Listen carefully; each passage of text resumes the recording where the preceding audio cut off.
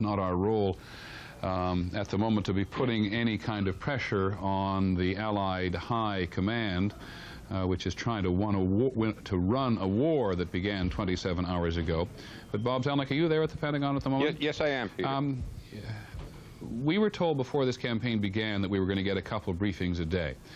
I don't want to harp on the fact that we didn't get the second briefing today, but I wonder whether or not your sources at the Pentagon think that they are not, in some respect, contributing to the frustration and the speculation by not having a second briefing, and can you tell us why they didn't? Peter, the best explanation that they offered was simply that there hadn't been enough to merit the second briefing, and that those who would normally brief were occupied with other matters. They tried to do as best they could by updating the news on a background basis. We went over that. I think that tomorrow's schedule only calls for a single briefing at this end, although there will be one in Riyadh as well by the senior military command. So we should have one about 7 a.m. Eastern Time in Riyadh and another about 3:30 p.m. Here at the Pentagon. The frustration is very great indeed, because even as this evening has progressed, there are background briefings conducted by Pentagon officials off camera and on a background basis. At the same time, other sources are giving other kinds of information.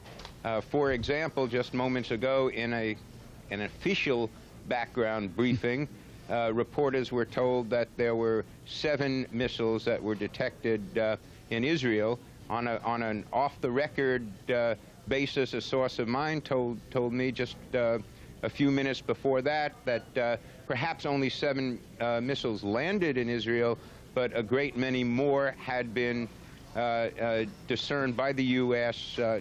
From Iraqi territory heading toward Israel. Some of them apparently fell into the sea.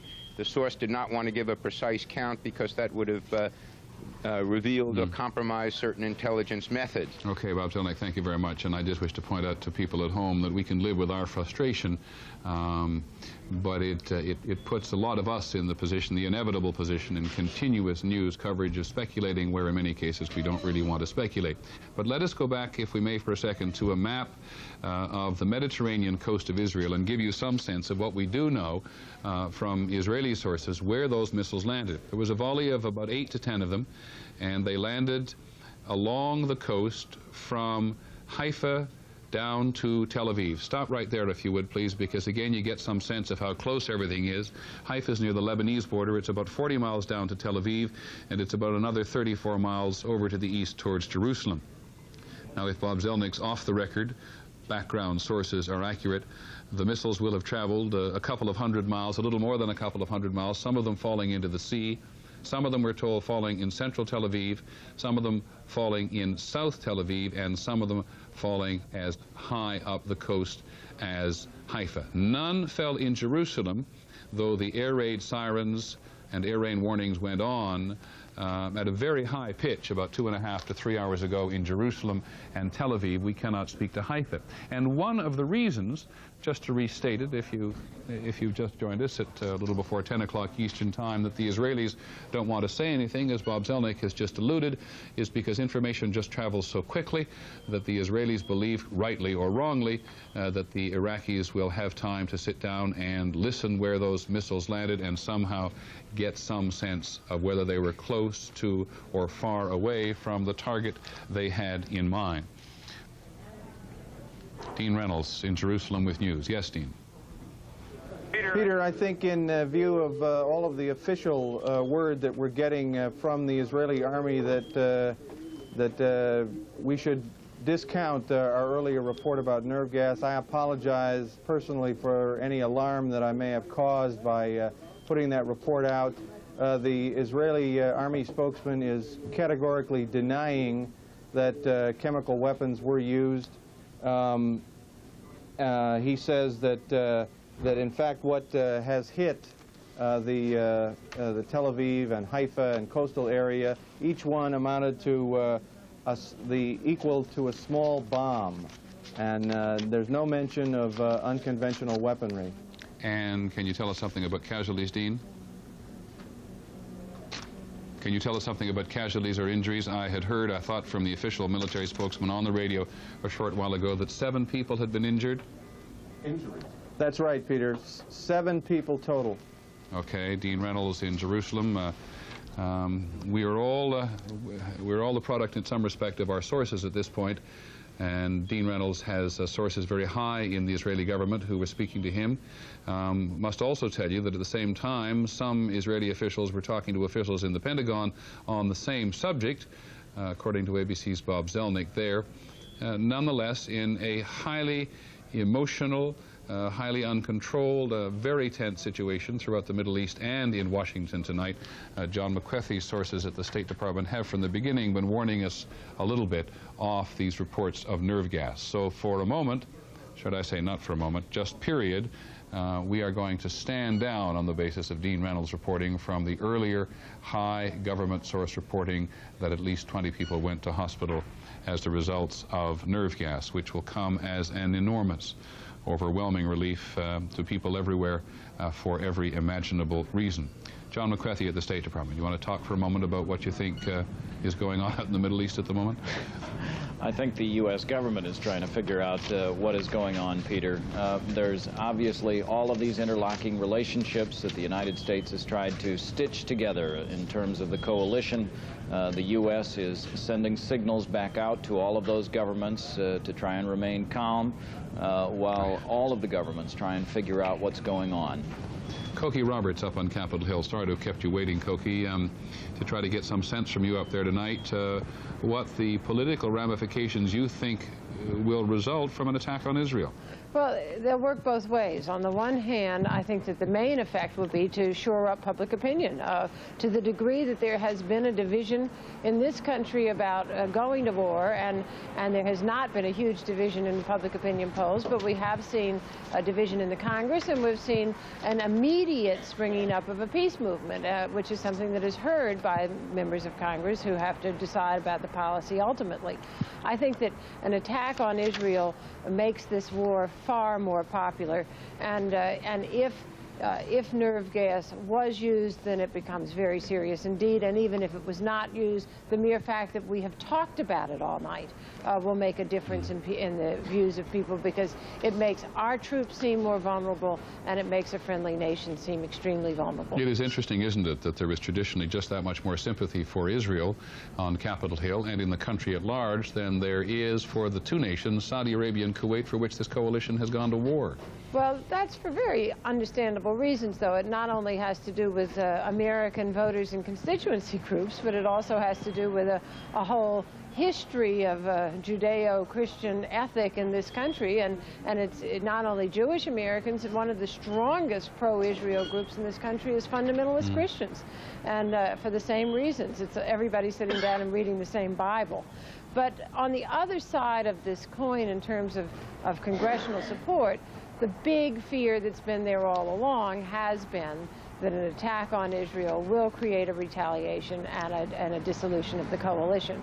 There's some people to whom that would be a very nice course, because they have not liked the fact that Syria has had such a nice role in U.S. relationships of late. They haven't particularly even liked the role that the Saudis have played. So that to have Israel be the focus of attention, and for us to be defending Israel, getting rid of Saddam Hussein for the sake of Israel, is not the worst thing from the opinion of some people on Capitol Hill. Now, before this attack on Israel tonight, the U.S. Senate passed a resolution in support of the president earlier this evening.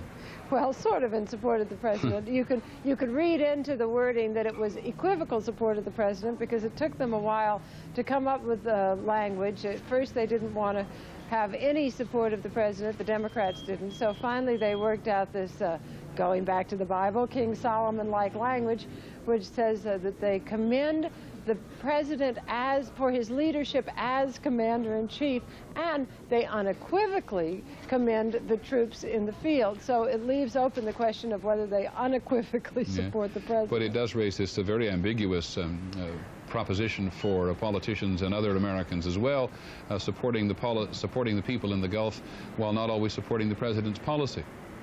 Well, that has been true all along, and I think one of the things that happened here today was that, first of all, you did have the announcement of war and the desire to rally around the country and the troops. Secondly, you did have that atmosphere that everyone has talked about all over Washington today of this tremendous euphoria, which on the part of many members of Congress involved tremendous relief, because after all, they are the ones who voted the authorization of force, and many of them voted it in the great hope that it would bring about peace, that it would face Saddam Hussein down, that he would say, ah, the Americans are united, and so I will leave Kuwait. Obviously, that didn't happen. They felt some responsibility for the war. The notion this morning that it might be over quickly and we had won was a great notion to them, and now all of the foreboding, all of the concerns they have are revisited. You know, in times of a crisis, I don't want to get too maudlin about this, but that great symbol of national unity behind you, the Capitol building, No question. always seems to many Americans like something of a magnet. And I'm always wonder whether or not politicians aren't drawn there in the late hours of the night to commune with one another about the national situation. There's no question about it. It's a little chilly to be standing outside looking at it longingly tonight, but politicians who have been here a very long time talk about that a lot. They talk about how during World War II the lights of the dome went out for blackout purposes, and that was one of the most upsetting and demoralizing single aspects of that war, was to see that symbol, that beacon of democracy. All of the things we say sound corny, but they're absolutely true, and they certainly are true to the people who work here and who serve here. Are politicians, in fact, sitting around up there tonight? There's some here. It is late, and I think that probably an awful lot of people are tuned in just trying to get the news, but a lot of them are probably doing that in their offices. Okay, now let's put you on the spot just a little, because I hear you in my ear that it's a bit chilly and perhaps time for you to go inside. But try to give us a portrait of what you think tomorrow morning is going to look like up there. It's going to look very different from this morning, and very much more like yesterday morning. Yesterday morning we had, after that debate where everyone was wrung out but at least felt good about the Congress, felt a sense that this institution had behaved the way it was supposed to behave. Then after that vote, there was this tremendous foreboding, and by yesterday, terrible depression on the part of anyone who was here. Everyone described knots in their stomachs. And then this morning, when they woke up and thought that perhaps this really would be fast, and that all these weapons that they had appropriated billions of dollars for were working, and that there was only one casualty, it was really a tremendous sense of relief and euphoria. Now all of the things that they worried about seem to be maybe happening. The questions of attack on Israel, the questions of the falling apart of the coalition, questions of unknown kinds of attacks on our own troops being possible. That will be extremely worrisome, and I think that you will find people gathering here tomorrow morning with Well, Koki, terrible foreboding. Thank you very much for that contribution. A reminder from Koki of the all too obvious, which perhaps on numerous occasions all sorts of people, ourselves included today, have ignored. And it came, mind you, from the President very early today, and from the Secretary of Defense, and from the Chairman of the Joint Chiefs, that this was only the first phase of an operation. We've tried to remind you of that from time to time. I keep reminding you, not out of any, not only particularly complaining reasons, but it is 12 hours ago exactly. Beg your pardon, it's 13 hours ago exactly, since we had an official briefing from the Pentagon. They were only briefing on a period of the first 14 hours, and the campaign against Iraq and occupied Kuwait has been going on for 27 hours. They pointed out that at that time there'd been a very limited engagement on the ground between U.S. forces and Iraqi forces. In those early hours, you may recall, we were talking about the fact that there was going to be a mass surrender by Iraqi tank crewmen to the Egyptian forces who are in the front line. Not too very long ago, the Saudi Arabian commander of all the forces in Saudi Arabia said that was not true. We went back and forth on that all morning. But I don't think anybody this evening has put it more cogently than Koki Roberts has, that this is a real roller coaster for political and human emotions in general. First you're up and first you're down. So we remind ourselves, as we have been reminded so many times, this may well be a long campaign. Saddam Hussein, who we've seen in public, or we believe we've seen in public a couple of times today, has a very large and army. The question of its effectiveness is very much in question at the moment. You've heard reports about massive attacks on the Republican National Guard, the most elite soldiers, allegedly, in the Iraqi army, in order to break the morale and to sap the strength psychologically from the center of the Iraqi military machine. But so much of this is based on very sparse reporting about targets, about what targets have been hit throughout the day. It is now 10 o'clock Eastern Time. And for those of you who have joined us from around the country, we want to try to update you before we continue with our continuing coverage as to what we know over the last several hours. 10 o'clock in the eastern United States, 7 o'clock on the West Coast, 6 o'clock in Baghdad, and 5 o'clock in Tel Aviv and Jerusalem. In the Middle East tonight, the Iraqis launched a Scud missile attack on Israel, a volley of missiles between 8 and 10, which landed up and down the Israeli coast between Tel Aviv and Haifa. Earlier reports by us and other people that nerve gas may have been involved have now been knocked down by ABC's Dean Reynolds in Jerusalem. So we wish to restate as firmly as possible that the Israeli military spokesman on the radio just a few minutes ago says emphatically that the warheads on those Scud missiles, which had flown up to 300 miles, did not, repeat, not contain any chemical weapons. And there are, according to the Israeli military spokesman, about 7 casualties in Israel. We'll try to bring you pictures as soon as we can from downtown Tel Aviv. The Israelis are being very guarded about the targets, lest they give any advantage whatsoever to the Iraqis. There are reports also, unconfirmed, that the Israelis are in the process, in conjunction with the United States, of retaliating in some way against the Iraqis for this strike which so many people had feared against Israel. There has also, according to U.S. military sources, been at least one attempted attack on U.S. forces deep inside Saudi Arabia. By this, I do not mean along the front lines where the multinational forces and the Iraqis are so close together, but if we can go to the map, you can see how close the eastern Saudi Arabian main military facility is, where our correspondents have been working, I hope. Want to go to the map, please, as I just asked, to go to eastern Saudi Arabia. So we have an example fairly close up of how far a Scud missile may have penetrated into eastern Saudi Arabia up there around Dhahran, right on the edge of the Persian Gulf. We saw a little bit of videotape earlier on, and there is some speculation, and I emphasize again that it is speculation that this may have been a U.S. Patriot missile, part of the as yet untested, or at least until this campaign untested, anti-missile defense system which the U.S. has mounted all over Saudi Arabia, streaking into the sky in pursuit of a Scud. Let me look at my notes for just a second to see whether or not there's anything else we need to update you on in terms of the very basics. The White House said earlier today that if Saddam Hussein wants the attacks against his nation to stop, for they continue on a non-stop basis, primarily from the air, then all he has to do is surrender. These are Allied attacks continuing on Iraq and Kuwait. A short while ago, according to ABC's Brit Hume, at the White House, the President issued a statement, or should I say the White House issued a statement deploring the attack on Israel, and there has been word from the Kuwaiti ambassador at the United Nations and a lot of other people hoping that Israel will cool it.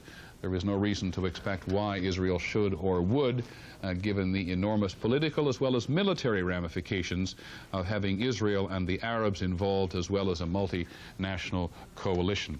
Now at 10 o'clock, of course, it's a little 3 minutes after 10 o'clock, you would normally see a prime time live at this point, but because of the gravity of the situation, because of the ongoingness of the situation, we are going to continue our coverage in this regard rather than break away for the normal configuration of primetime live. But hopefully, we will, in the course of the next hour and beyond, cover all the ground which Primetime Live would like to have covered or intended to cover this evening.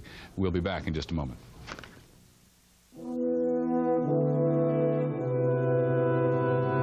ABC News coverage of the Gulf War will continue in a moment. It's now. It's neat. and so discreet. Playtex Portable, a full-size tampon and a compact plastic applicator packed smaller. Playtex Portables, now neat, discreet. Critics rave over Hamlet. Emotionally charged, beautifully cinematic. Mel Gibson's Hamlet is strong and intelligent. Gibson is terrific, incredible. Glenn Close is near perfection. Go see it. Mel Gibson, Glenn Close, Hamlet.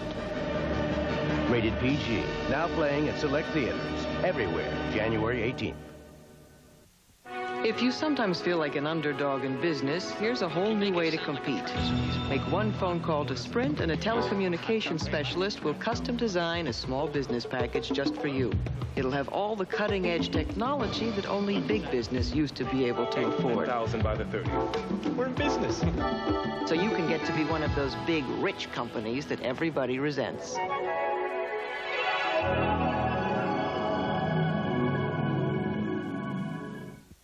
To get rid of her gray, my wife can spend 40 minutes. But I discovered this 5-minute hair coloring. The revolutionary discovery called Just for Men from the leader in men's hair coloring. Simply apply Just for Men and in 5 minutes shampoo out. Gray is blended away. The look of my natural color is back in 5 minutes. That was me, and it won't fade or wash out.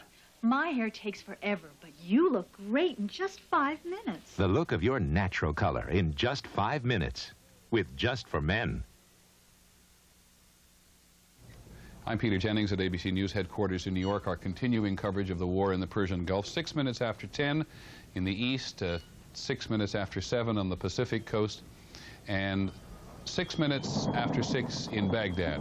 What we have coming in now are the very first pictures from Baghdad 24 hours ago, 27 hours ago.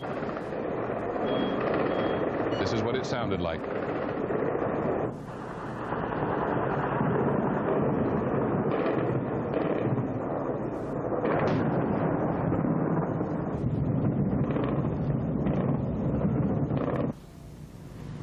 That is in the western sector of Baghdad. That is a water tower not very far from the Al Rashid Hotel from where these pictures were taken.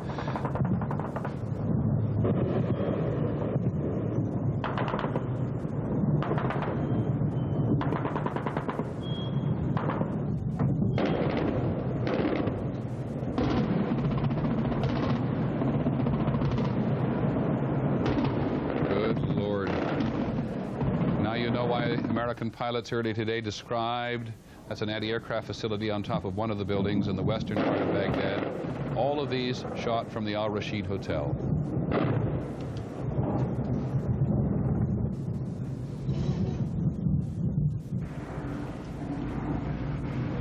The beginnings of panic in the street by some people, though others, a soldier, walking around. Remember now that what we know is that cruise missiles, in part, were the first things launched against the power grid on the edges of Baghdad. Baghdad is also ringed by anti-aircraft facilities. You can see them going all off at once. There were SAM sites on the western side of the city. These are shot with a night scope by the ITN, the Independent Television News cameraman with whom we work in Baghdad. The Iraqi defenses were spectacular in their Here's a commentary. Where was Iraq's iron fist, its air force, and much boasted defense plan? To all intents and purposes, it was non-existent in this crucial phase of the war. Minutes after Baghdad erupted into battle, the Iraqi authorities ordered all the journalists they could find to stay in a deep bomb shelter. It was safe from the falling explosives, but pitched foreigners and Iraqis side by side. The Iraqis responded with a song of defiance. There was no hostility on these faces. There was disbelief that a real war had broken out and misplaced confidence. By first light over Baghdad, the mayhem had silenced. The attack formations and incoming missiles had stopped. There was an eerie calm. This was a city stunned by the gravity and speed of action. Roads were virtually empty, but some motorists were speeding away. It was impossible to report accurately at this stage of the conflict on how much fight was left in Iraq's war machine, or what potential, if any, remained in Iraq's hands to enlarge the war zone with a strike on Israel. The city itself was by no means physically devastated, but it was in mental shock. If Saddam Hussein was not expecting this to happen after invading Kuwait, he made an historic miscalculation. Brent Sadler, ITN, Baghdad. Brent Sadler from our British affiliate ITN, who worked alongside the ABC camera crew and the British camera crew there at the Al Rashid Hotel. And I think in the control room, if you wouldn't mind, we'll re-rack that video and look at it again.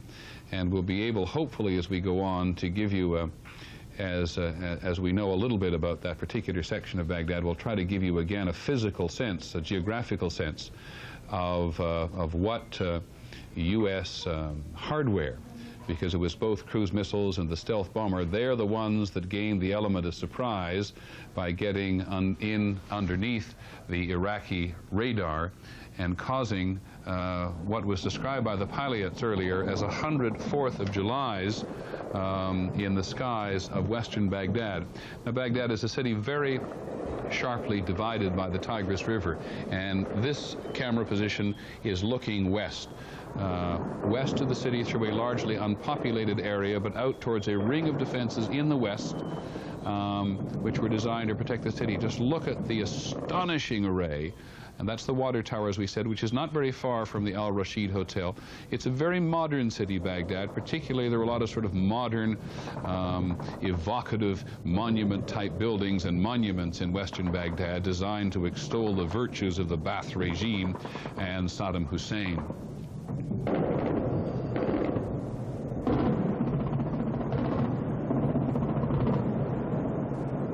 We have no idea from the Iraqi perspective whether or not this is blind firing or not, or whether they know what they're doing. A number of government buildings like this one around Baghdad have always had anti-aircraft positions on top of them. I shouldn't say always, but in recent days.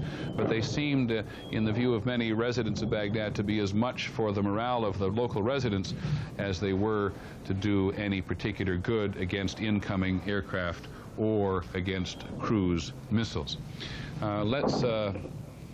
We'll look at that again on a number of occasions before the night is over, but there you get a real sense of outgoing. It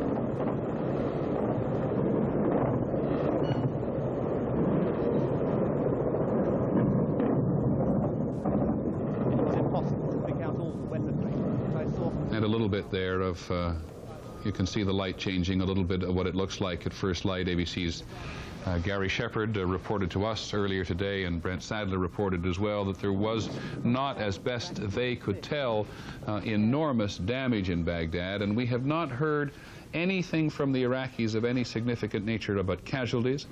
We did hear the chairman of the Joint Chiefs earlier say that there had been a real tight control on the early phases of the air campaign so as to avoid civilian casualties where possible, and certainly to avoid any holy sites, which may have been a particular reference to the two holy cities in Iraq, to which many residents of Baghdad fled in recent days in order to stay away from the bombing.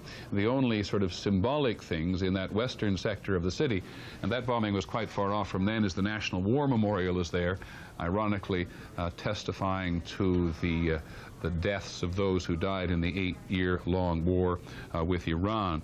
Early today, Baghdad Radio did report that there had been, I now quote the radio commentator, barbaric raids by enemy aircraft on Iraqi towns and villages, which had left 23 martyrs, which means people who have been killed, and 66 others wounded.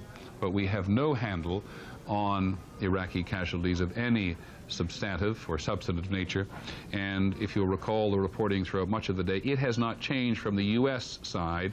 One American airman was lost in combat. A British crew of a British Tornado fighter bomber was lost when the plane went down as a result of engine trouble, we think, and one Kuwaiti aircraft went down as well.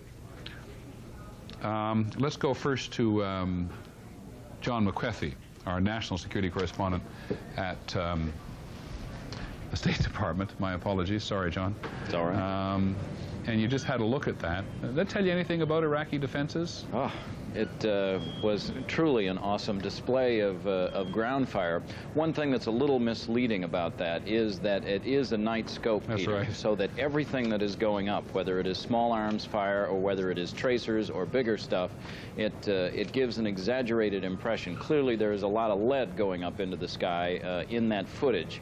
But it may be a little bit distorting because it is picking up on all the very hot things that are moving up. Except one thing, John, that's exactly what it looks like to a pilot with the night vision glasses on, isn't it? That is exactly true, and it is also one of the theories of the best air defense you can have, particularly for low-flying aircraft, is to put up a wall of lead, and that's clearly what they were doing.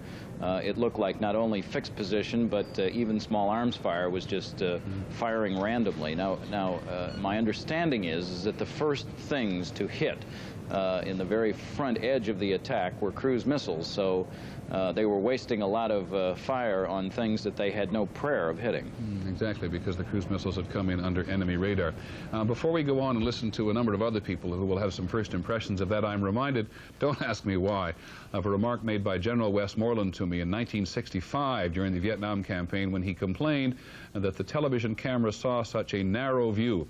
What we have had tonight is a narrow view outside of a hotel window of a pretty limited segment of the target, which is the western outskirts of Baghdad. Having said that, let's first go to Bob Zelnick at the Pentagon. Bob? Peter, some impressions looking at that footage as well. That wall of lead only goes up to a certain altitude because much of it was small guns and smallish arms fire. And we were told earlier by Air Force officials that many of the U.S. planes simply flew over that curtain of lead, and they were able to do so with impunity because there was simply no resistance from any Iraqi aircraft. As to other more sophisticated fire, well, that was taken out, as you mentioned, by cruise missiles and also by these F-4 Weasels that suppressed all kinds of enemy air defenses, and by other aircraft that jammed their early warning devices. Okay, I don't think that General Trainer or Tony Court has been either, but please tell me, one of you, whether either of you have ever been a pilot? I have not been a pilot, no. Okay, then I don't think General Trainer was a Marine officer, was also a pilot. But let me start then with you, General Trainer, and ask you to comment on what you have seen and well, just what you've seen. Well, just a couple of observations going back to the Scud business and the chemicals, which I think is... No, do me a favor. Stay with the video for a sec, then we'll come back to the Scuds. All right. My apologies. Well... Any clues in this video we've just seen from Baghdad? Well, I have seen exactly the same thing in Baghdad myself when I was out there covering the Iran-Iraq war, when there was a rumor of an Iranian aircraft coming in to make a bomb run on Iraq. It was false, but the city just lit up exactly as shown in that film. There was no airplane shot down, but the people got quite excited about the whole thing, and it is an awesome display. And I think the lesson from this is that even though high-altitude missiles and intermediate-altitude missiles can be taken out by our sophisticated weapons and electronic devices, because most of those types of weapons are indeed controlled by radar and other electronics. But I think what we've seen in that film is the illustration of the inventory of garden variety anti-aircraft weapons that the Iraqis have that are effective below say the 10,000 foot level, that the forces who will be facing the Iraqis on the ground with their close support aircraft and helicopters are going to have to contend with if we go into a ground battle in Kuwait and southern Iraq, because there is no way in the world that our aircraft and fire are going to be able to get all of those, as I say, garden variety type anti-aircraft weapons. General Trainer, thanks very much. I'll come back to you on the question of Scud and the chemical weapons. I apologize for jumping on you there. I wanted to stay in the point for a second, but to remind people at home, there is now a stand down from our earlier reporting, us and others, that there had been a chemical attack on the Israelis tonight. There was an Iraqi attack on the Mediterranean coast of Israel between Tel Aviv and Haifa, a volley of 8 to 10 Scud missiles, but we are standing down from the reports that there was a chemical component to that. Now let me come to Tony Cordesman and ask you to comment, Tony Cordesman, on what you take out of that video, and we can run it again if you find it's useful. I'm sorry, Tony, stand by for a second. I haven't got your microphone open. Go ahead. Okay. I have a somewhat different impression from my predecessors. I think General Trainor's points about their total force was perfectly accurate, but that didn't look like a curtain of lead to me. It looked sort of like fireworks and tissue paper. There were really very few weapons. They weren't firing in any kind of orderly way. There were some air-to-surface missile and surface-to-air missiles going off. They might have been effective. But in a practical sense, if you look at those photos, a few guns come up. They probably came long after the aircraft were gone. I wouldn't like to be a pilot watching that behind me, but by and large, that is not the density of fire which is going to have anything like a high attrition rate. Can you tell by looking at this video whether there's a surface-to-air missile have gone off anywhere here? Well, whenever you see a sustained pulse flying in one group, that's tracers, isn't Those it? are tracers. Right. Virtually everything we've seen so far is tracers. And if you look at it, there's no curtain. There's just one stream of tracers. And he had no chance at all other than sheer luck. Now, that is a radar, probably a radar-guided anti-aircraft gun, ZSU-23 Quad 4 or something similar. Let's remind people what tracers are. They're bullets interspersed with other bullets which give off light to let you know whether you're getting close to the target? That's exactly it. But while I thought originally I saw some individual flashes, all we've seen are streams of tracers, and look at them. They're going off in different directions. The aircraft could only have flown through one of those streams at maximum. We can't disregard it, but that is not a good performance. That's almost fire for effect. Now, Tony Cordesman, tell us a little bit about what happens when a cruise missile, because cruise missiles, we are told, were used on targets around Baghdad. A cruise missile is approaching Baghdad from the Persian Gulf. How is it flying? How does it respond to this so-called curtain of lead which is put up into the sky? Does it evade it? Does it keep plowing right on through? Let's go again back to the term of the curtain. It's a very low-flying missile, terrain following. There's no radar warning, so the radar-guided guns can't hit it. There's no radar detection capability in their surface-to-air missiles that allows them to hit it. At night, there's no optical capability to acquire it. The only way that missile could be intercepted by these guns would be sheer luck. If somehow somebody was firing at random and the missile just happened to fly in it. Now, a cruise missile, which costs, what, about $1.3 million each to produce, I think? Well, depending on the model, yes. They have been fired from battleships in the Persian Gulf. They have been pre-programmed because somebody's got a map and said, this is what it looks like topographically all the way from the Persian Gulf all the way up to the outskirts of Baghdad. That's right. They use a very complex digital mapping system. Astonishing. Okay, thank you very much for joining us. We'll get back to both of our military analysts in just a minute. We want to talk in just a moment to the former U.S. ambassador to Saudi Arabia, Robert Neumann, who has joined us, about some of the political complications caused this evening by the attack on Israel. We'll be right back. ABC News coverage of the Gulf War will continue in a moment. When this was Grandfather's desk, every week Grandma'd polish it with Pledge for a beautiful shine with no buildup. Now that it's mine, I use Touchable Pledge. With Pledge, smears just disappear. Grandma's gonna love it. Also in a trigger spray bottle. When I think of everything I put in my hair to make it shiny, more manageable, and all it took was a touch of VO5. Yeah, VO5. VO5 hairdressing. A touch does so much.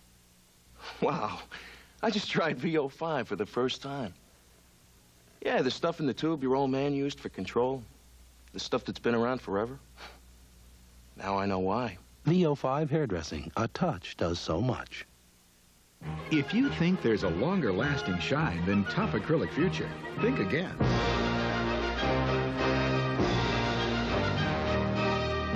For long-lasting acrylic protection, nothing outshines Future.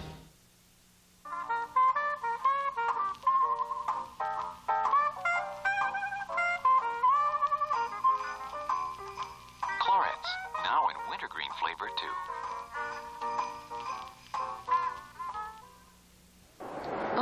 wear anything without Cross Your Heart. Because great looks start with Cross Your Heart. With crisscross shaping, I always look better. The Cross Your Heart bra. Great looks start with Cross Your Heart from Playtex. The fit that makes the fashion. ABC News coverage of the Gulf War continues.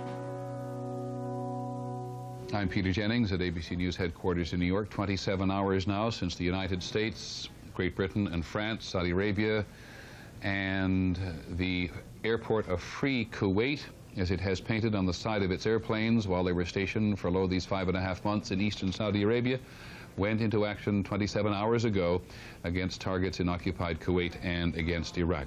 We haven't had a briefing from the Pentagon in the last 13 hours, 12.5 to be precise, but the tenor of reporting then was that the first phase of the air operation was going well. There has been no reason to doubt that ever since. There's been source reporting both here and in Saudi Arabia as to how effective the U.S. has been in the air, but then the sudden shock tonight to everybody's emotional system, among other things, when the Iraqis suddenly launched a missile attack against the western part of Israel along the Mediterranean coast between Tel Aviv and Haifa, which has changed the emotional equation and may well have changed the military equation completely in the region if the Israelis have responded. There have been reports to that effect, but perhaps as well as standing down, as we all are at the moment from the earlier reporting that nerve gas was involved, perhaps there is now some standing down from Israeli retaliation. Let's check with Brett Hume at the White House. Brett. We've been trying to get some confirmation that, in fact, the Israelis have indeed retaliated, and we've not been able to find any officials who can confirm it. And at least one has said that it is not necessarily so, not necessarily automatic that the Israelis would have done so. Now, there no doubt are officials at the top levels of the United States government who know the answer. I think, however, most of them are gathered in the West Wing of the White House right now, and they're not talking to us. Has tonight's activities has just attracted a lot of people to the White House? Well, they certainly, that's correct. There's no question about that, that's what's done it. I mean, there would be a team at work over here far into the night to keep the president abreast of what he might need to know, but this was more than the usual gathering. I might also add, Peter, that there was that last line in the statement by the White House that mentioned that coalition forces in the Gulf are attacking missile sites and other targets in Iraq. Well, of course, you and I, everyone knew that. I think, however, that might have been added for effect by the United States government. It made no mention of the possibility of Israeli reprisals. And one further point, Peter, that the word we have gotten about casualties from this attack is that the first word the United States government officials that we've talked to is that they were light. You're talking about the attack on Israel? Yes, which could affect, it is hoped, could affect an Israeli decision as to whether to go in there after Iraqi targets or not. Okay, Britt, thanks very much. In fact, the Israeli military spokesman went on radio. He's been on and off the radio all evening, warning people of impending attacks, warning people they were under attack, telling them to put their gas masks on, telling them to go to the sealed rooms that almost all Israelis had in their homes and offices or their apartment buildings. But he did say a short while ago, and it's the only official word we have so far, that the casualties were indeed light, that perhaps 7 Israelis, don't even know whether they were civilians or military, were injured in this volley of missiles fired by the Iraqis along the Israeli coast. I want to go now to Washington again, where we are joined by the former American ambassador to Saudi Arabia, Robert Newman. My apologies, Mr. Ambassador. It's the spelling of your name which always confuses me. It makes me sometimes think of Neumann. Well, you're right. It was Neumann many years ago, but it's Newman now. Okay, well, thank you very much for joining us. Tell us what you think Saudi Arabia might think about an Iraqi attack on Israel. Well, I think there's a lot of alarmist talk about the alliance falling apart in the event that the Israelis do make a retaliatory strike. I hope they won't, because undoubtedly that would complicate the situation. Complicate yet destroy, no. Let's look at it. There are 3 Arab countries involved in the alliance: Saudi Arabia, Egypt, and Syria. Saudi Arabia, are they going to turn out of the alliance, tell us to go home and face Saddam Hussein all by themselves? Well, to ask the question is to answer it. It would be ridiculous. Egypt, they would be uncomfortable, no doubt. But they are so strongly opposed to Saddam Hussein to get on with this job, that I don't think the reaction would be that catastrophic. The wild card here has always been Syria, surely. Syria is the wild card, and that's uncertain. But Syria has great many interests in staying in this. I don't want to take the time to go into that, or I can if you want me to.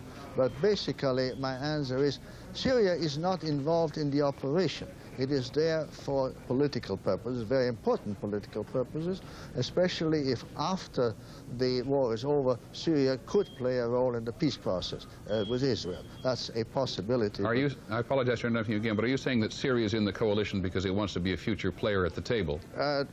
That's one of the many reasons, but it also wants to be a player against Saddam Hussein. It wants to play a major role in the Arab world.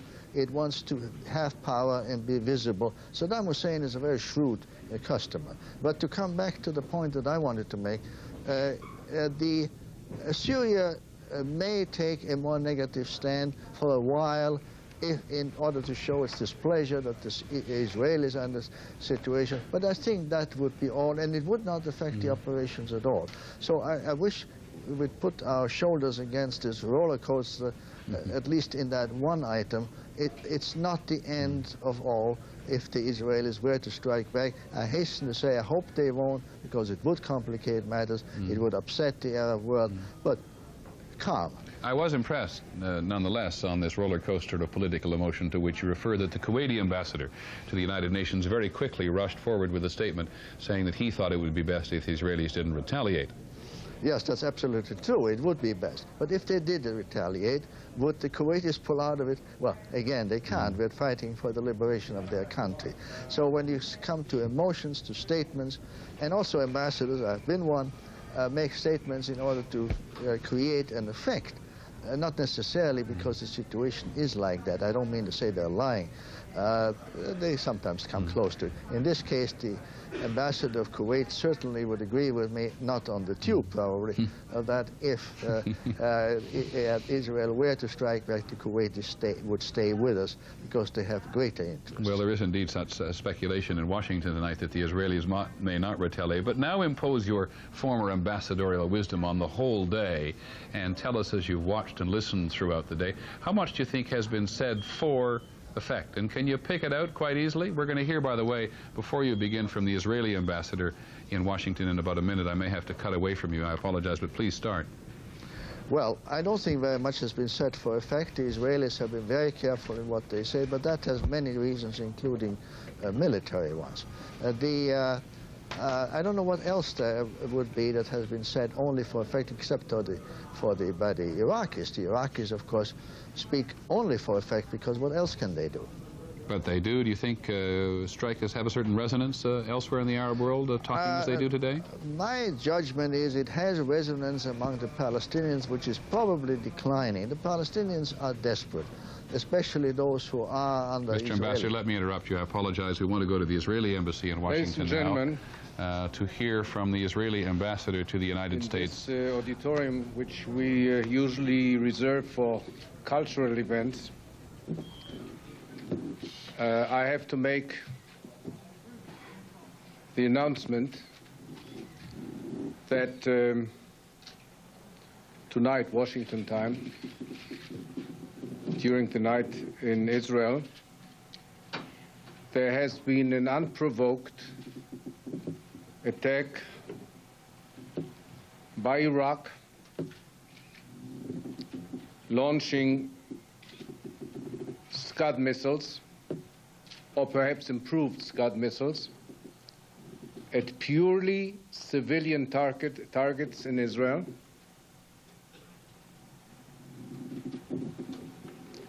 jeopardizing the lives of both Jews and Arabs, Israelis and Palestinians, who live next to each other, are often intermingled,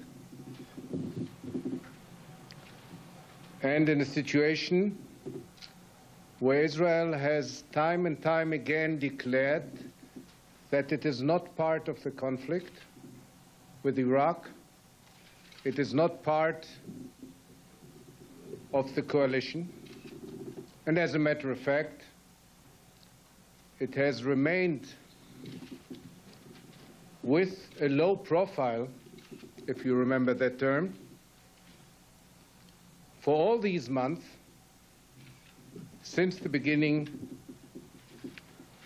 of the Iraqi invasion of Kuwait.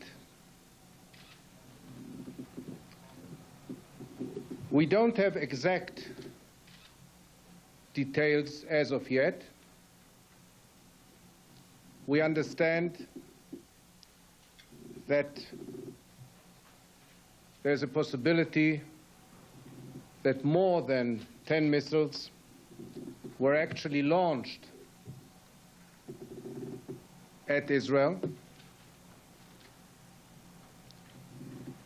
Probably 2 hit the Tel Aviv area, and another one hit the Haifa area. There may have been another hit, but that is not clear as of yet. The missiles in the Tel Aviv area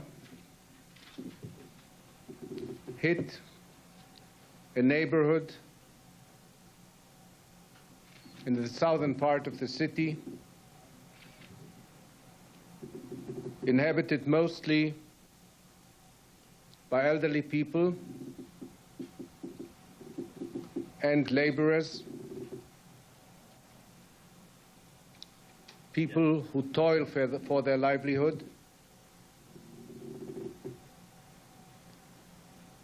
We have so far, and we hope this is a final count, received information that there have been 6 or 7 injured,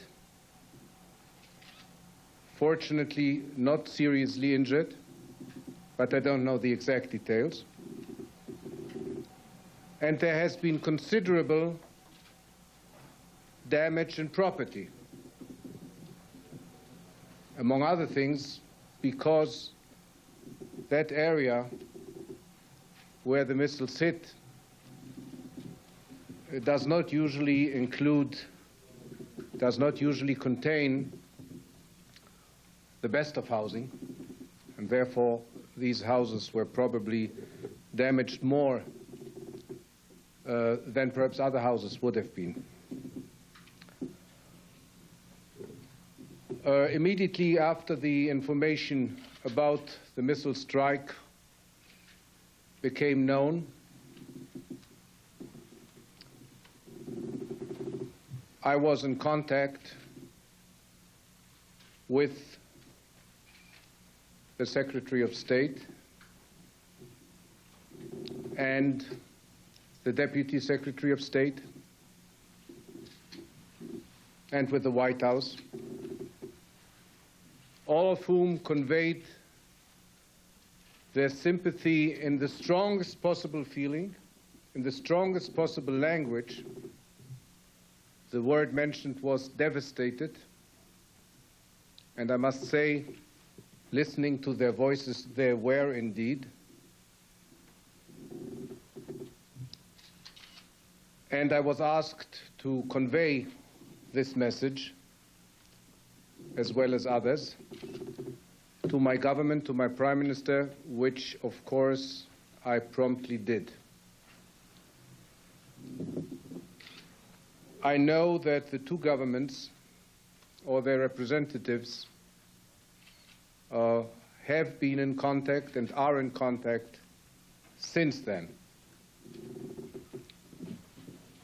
I would like to add only 2 further comments.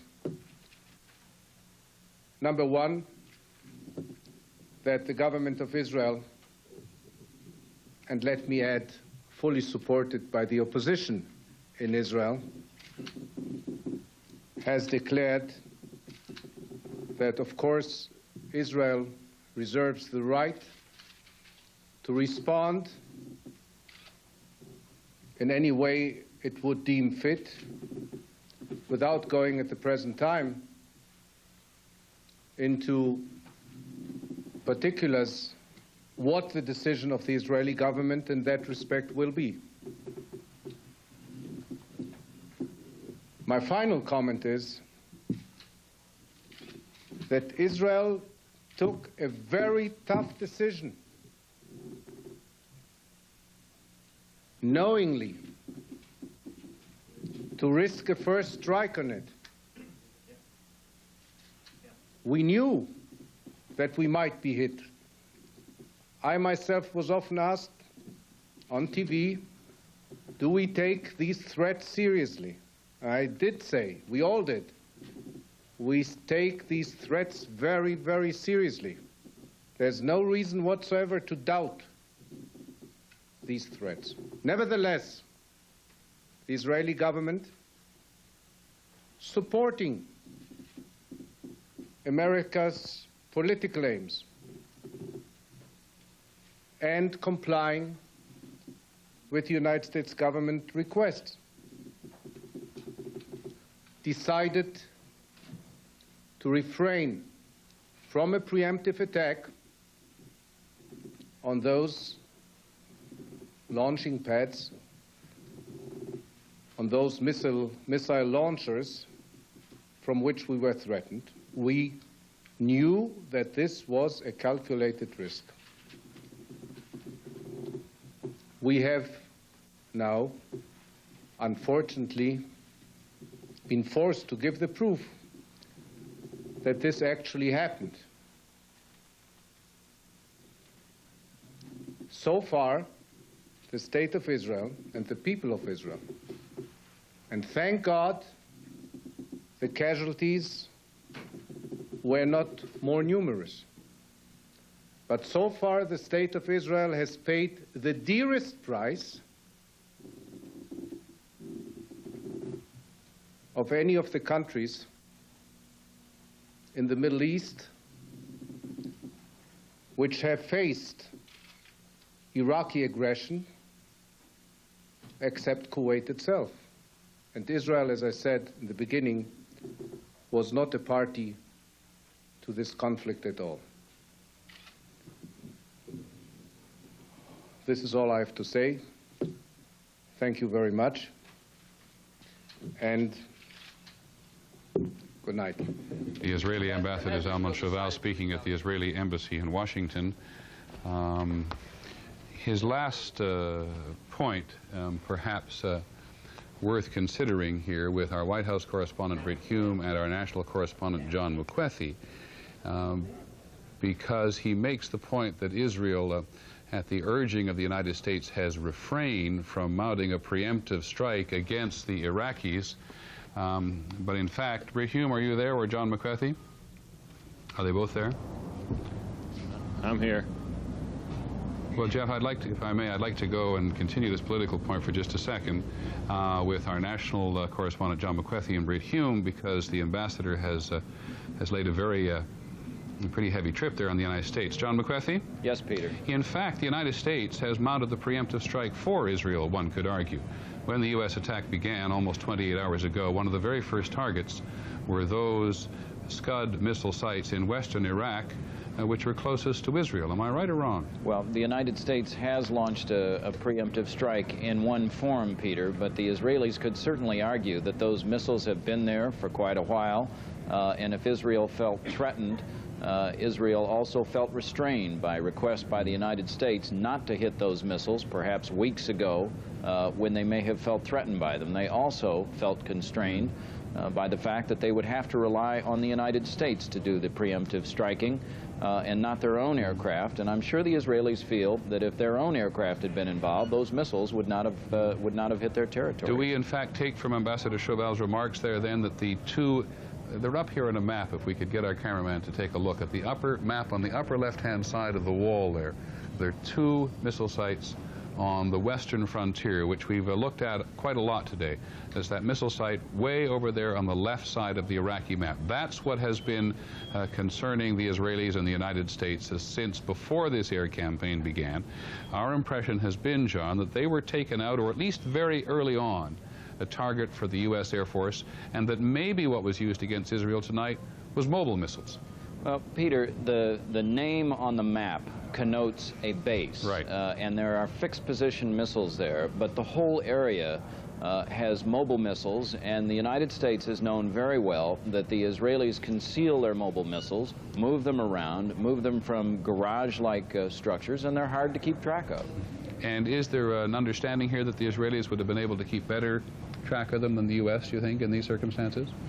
I don't know that, Peter, except I certainly do know that the Israelis keep extremely close track of things that threaten their country. As they themselves say frequently, it's our neighborhood and it's our country that's at risk. And I'm sure that they would argue that they would pay more attention to it than the United States would. Okay, so let me go over to the White House now and ask Britt Hume whether or not, from Ambassador Chauvel tonight, we're not hearing, perhaps quite understandably, a considerable level of tension between the U.S. and Israel.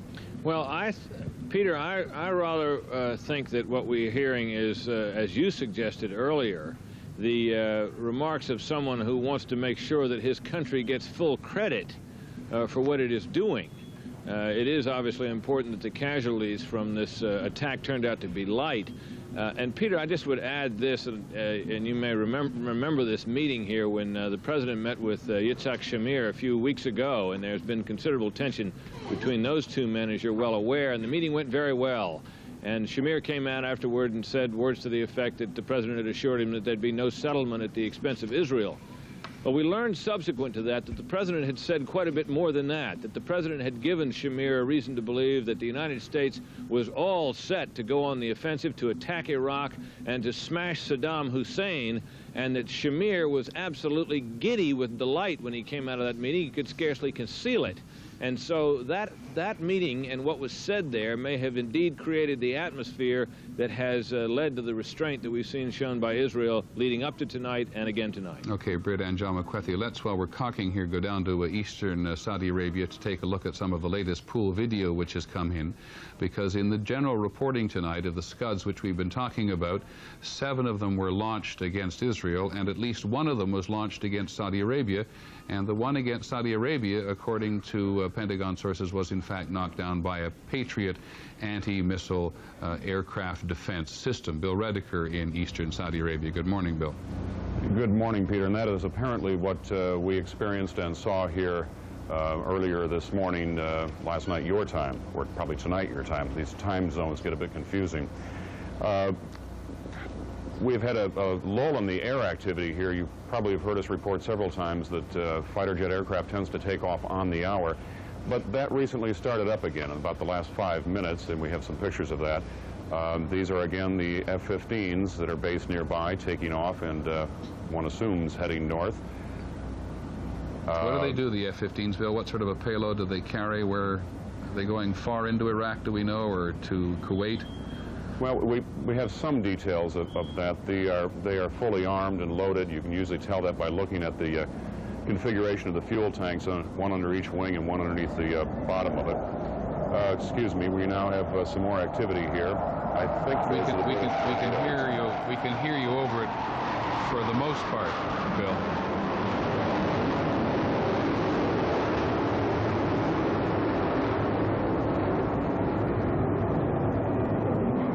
Please continue, Bill.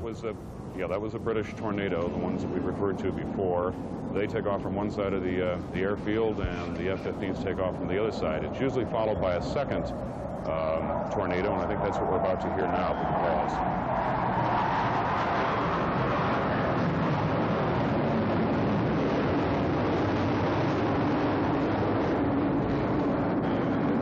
Just one other note I'd like to make, and that is that we heard sirens here again for the 3rd time tonight, but not in this part of the city, in another part of the city, and that was reported to us by one of our producers. Okay, Peter. Bill Redeker in eastern Saudi Arabia. We're at 6:45 in the morning, am I right, Bill, or 5:45 where you are?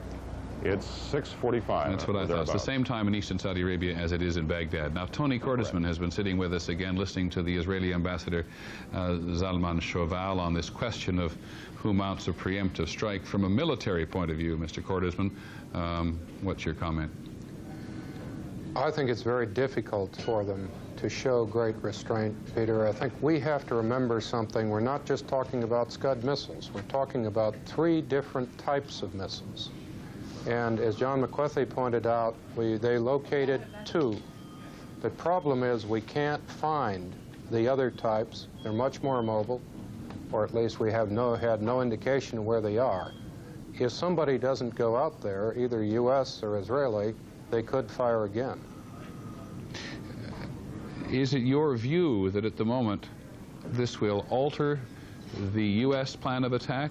If these are mobile missiles, and they're as difficult to find as you say they are, if you put the Israeli Air Force up and the U.S. Air Force, do you really double your capacity? Do you make it more confusing? Does it make it any easier for them to find? I think you do make a significant increase in capacity, but again, we have a problem because we don't know all the details here. They may have been able to knock out most of the missiles with chemical warheads. It may be the shorter range systems with lower payloads, which may only be conventional, that are on the mobile launchers. There are a lot of really serious unknowns here. Okay, and just before we get too deeply into it, or at least so far into it that I don't understand at all what I'm talking about here, is it, well, how long would Israel have after a missile had been launched? How much knowledge would it have before it actually landed in terms of minutes? Well, we're talking a maximum of 5 to 6 minutes. That assumes that they have airborne radar and they can look very deeply. Probably they'd only have about 3 to even 1 minute's warning. And as I think you said to us an hour or two ago, the best time to get the missile is on its way up, right? The best way to get the missile is either on its way up when it's still slow, or best of all, while it's still on the launch. Okay, Tony Cordesman, thank you very much. Just to repeat here now, what we've been talking about is this question of whether or not or to what degree the Israelis have shown restraint by not mounting a preemptive attack against Iraqi targets. The Israeli ambassador in Washington saying that no other nation had been called on to show such restraint, and no other nation other than Kuwait, he said, had suffered so much from the Iraqi aggression. Bob Zelnick at the Pentagon. Peter, the Pentagon has announced that additional missions were added to the number of U.S. sorties that had been planned to be flown against Iraq this evening and tomorrow morning Persian Gulf time, in order that the U.S. itself could undertake strikes against the mobile Scud missile targets in western Iraq, assuming they can be located. This is clearly an effort to soothe Israeli feelings, to mollify them, and hopefully, in the view of the U.S., to keep them from sending up missions of their own and joining, in effect, the war against Iraq. Anything else there, Bill? Yes, Peter. We now have official Pentagon confirmation that there was an Iraqi Scud missile launched against eastern Saudi Arabia this evening, and it was, in fact, successfully intercepted by a U.S. Patriot missile. Does that mean that we can take it that the video we had from eastern Saudi Arabia earlier of something streaking up into the sky was a Patriot on its way to intercept a Scud? You sure can, and I believe the explosion that was seen in that footage was the successful intercept. Okay, this is what we saw some couple of hours ago. You have to go back really to the beginning of that video because you see something streak off into the sky, and it is a Patriot missile. Saudi Arabia is dotted with the Patriot missile. It is designed as a premier line of defense in the anti-aircraft defense system of the United States. It has never before been tested in battle, but there is one instance in which it has apparently been, as they might say, operationally successful. Bob Zelnick, any more? That's it for this moment. Okay, Peter. just remind me when we are going to get, as far as we know, our next briefing from the Chairman of the Joint Chiefs, Colin Powell. That has not been indicated at this time.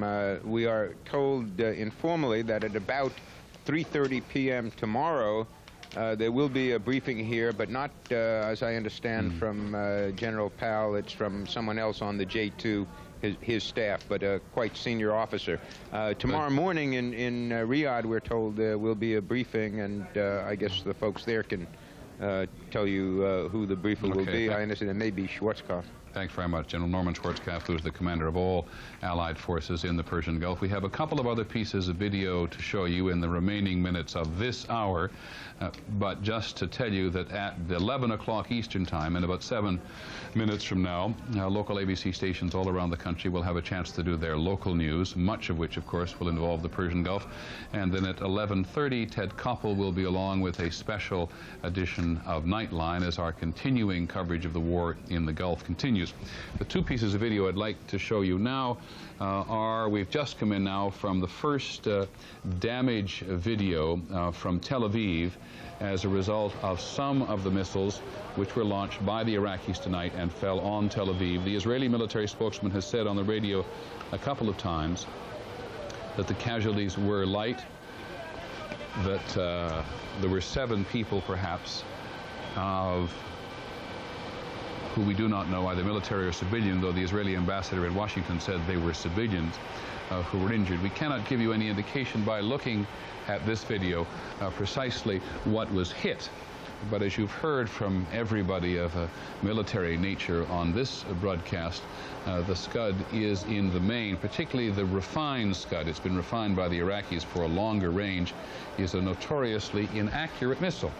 And the Israelis have been very guarded about giving out any of their targets, lest the Iraqis pick up any intelligence as to where the missiles they aimed wherever actually landed. We do know this is a southern suburb of Tel Aviv. You heard the Israeli ambassador said this is largely a working-class suburb. It is not altogether too far from the ABC News Bureau in Tel Aviv, which is on the main road outside of Jerusalem. Israel, by the way, has the Patriot missile provided by the United States. To the best of our knowledge, it has not been used this evening, but we don't know very much about Israeli defenses at this point. And just before the end of the hour, here is perhaps the most dramatic picture that we have seen all day. This is what it looked like when the attack on Baghdad began 28 hours ago. This video recorded from one of the upper floors of the Al Rashid Hotel in western Baghdad, where the International Press Corps, that portion of it which remains, has been. And just take a look at what it looked like and listen to what it sounded like to the people on the ground.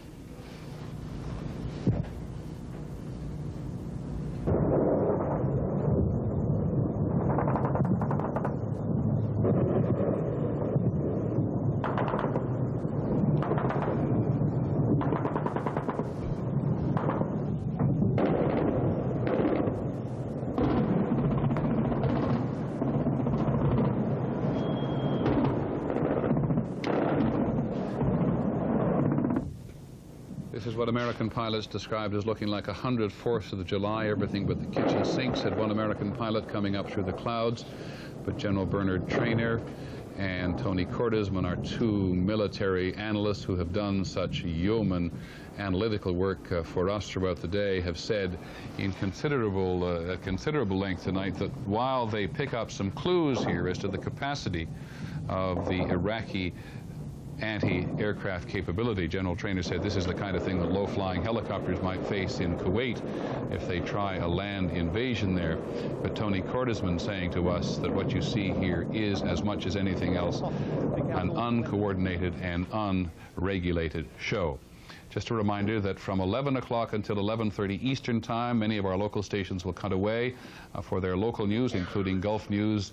On the home front, ABC's Carol Simpson will be here with our continuing coverage. And then at 11:30, Ted Koppel will be along with a special edition of Nightline. That is our continuing coverage of the war in the Gulf, in which, as best we know so far, one American casualty has been the price. I'm Peter Jennings in New York.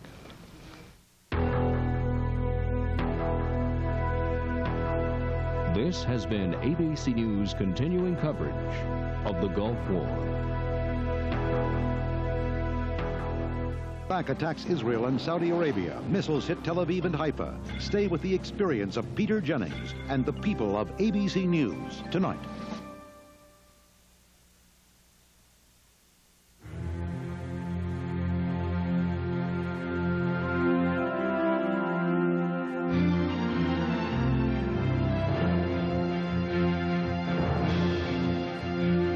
engineers at Acura have made a remarkable discovery. A truly extraordinary car is like a truly extraordinary journey. To achieve it, you have to get off the beaten path. The 1991 Acura Integra. Here at Chi-Chi's, we hear... Give me a chimney. A lot. But lately, we've been hearing... Give me a chimney. Even more. Because now when you say... Give me a chimney. Give me a chimney. You get our famous chimichanga, plus a chili con queso and hot fudge sundae for just $7.45. So just say... I'll have the chimichanga special, please. What? There's one in every crowd. Chi-Chi's, a celebration of... Give me a chimney. Food.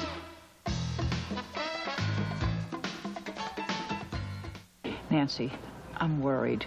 My husband went to the doctor for dizziness. Right. And he came home with this. Now, you know Bill, he always says don't worry, but on this insurance form, this says otitis media. Is that serious? Just a fancy name for an ear infection. Personal questions, private conversations. At CVS, your pharmacist will talk with you one-to-one. Don't tell Bill we talk. It's just between you and me, Mrs. Larkin. CVS. Stay with Action News and ABC News for the latest on the Gulf War. This is an Action News special report. War in the Gulf. Hello, I'm Jim Gardner. We will be keeping track of what is going on at ABC, and we'll jump back to the network if there are any further and dramatic developments. But first, let us tell you this.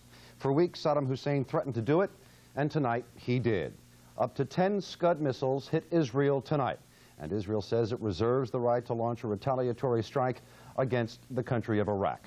Reports have been fluctuating much of the night, but this is what we think the situation is. Iraq fired 2 missiles into Tel Aviv, and you are looking at pictures just in by satellite of the fire and explosion and damage in that city, Israel's largest. 1 or 2 other missiles hit the port city of Haifa, and up to 5 missiles apparently hit other parts of Israel, less populated areas. In Tel Aviv, one hospital first said that 20 people were being treated for effects of nerve gas, and at the time we thought that indicated that Iraq had used chemical weapons. But government sources in Israel are now saying that the missiles that hit Israel were not loaded with chemical weapons. ABC correspondent Dean Reynolds was on the air tonight when Israelis first got the word to don their gas masks. Reynolds was talking to Peter Jennings. Peter, there's no way to talk through the thing. Well, put it on, Dean, first of all, and then we'll figure out whether or not you can talk through it. All right, fine. Okay.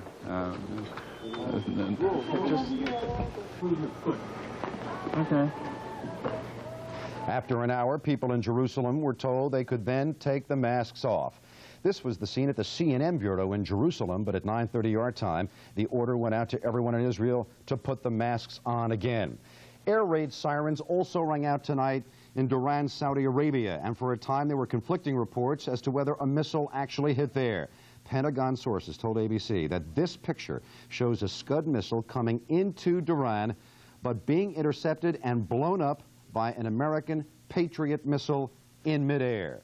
And the sirens also blared in the Arab country of Bahrain, but here too there is no indication at this hour that any missiles actually hit a target. 50 minutes ago, we saw the first pictures of last night's aerial bombardment of Baghdad. You have heard the assault was massive, and now you can see just how massive it was.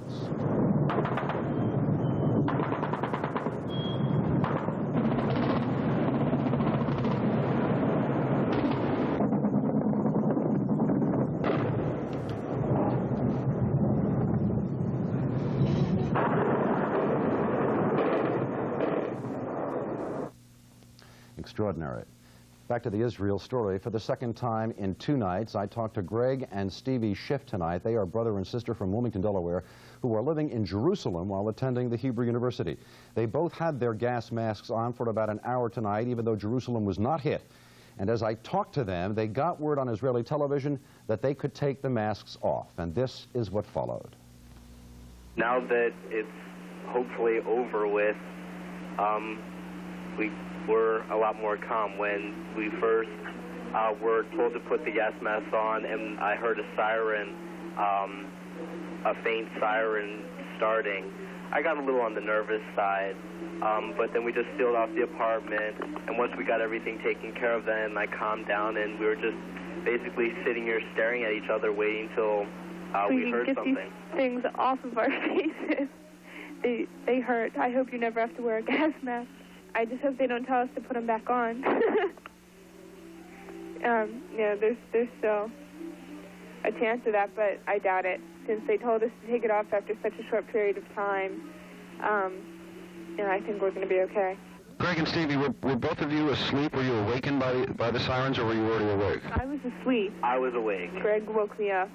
I was watching a movie and I heard the siren, and it was very faint. And actually the radio said that they weren't sure what it was because only one siren in Jerusalem went off. And I believe there's between 25 and 30 different sirens. And so I just heard it in the distance, and so I woke Stevie up and we turned the radio up, and the radio said, we have no idea what's going on. And so then we just kind of turned the radios up and just waited to see what they said. They told us to put the gas masks on. And then you guys called and told us that Tel Aviv was hit. And actually, that was the first we heard. Yeah, you said it before we had heard it. One might speculate that Iraq did not attack Jerusalem because of the presence of holy Muslim shrines in that city. And by the way, we called the Schiff's parents tonight in Wilmington to tell them that their son and daughter were okay when we had talked to them earlier tonight, and needless to say, they were greatly relieved. Let us go live now to Dr. Israel Peleg, who is Israel's Consul General to Philadelphia. Dr. Peleg, first of all, there have been reports, and certainly we just heard the ambassador, Israel's ambassador to the United States, that Israel reserves the right to launch some kind of retaliatory strike. Do you know, can you tell us if that has already happened, or if Israel plans to do so? No, actually, I cannot update you with any further information except for what Ambassador Shoval said. And I think that he reiterated our traditional policy that if we are attacked, then we should take a very strong reaction, and we won't hesitate to retaliate. At this point, I am not aware of any specific action, and I unfortunately cannot give you more than what you have already got. Dr. Peleg, you seem to be suggesting that it is your belief that Israel will in fact retaliate. I'm not so sure that I follow your question.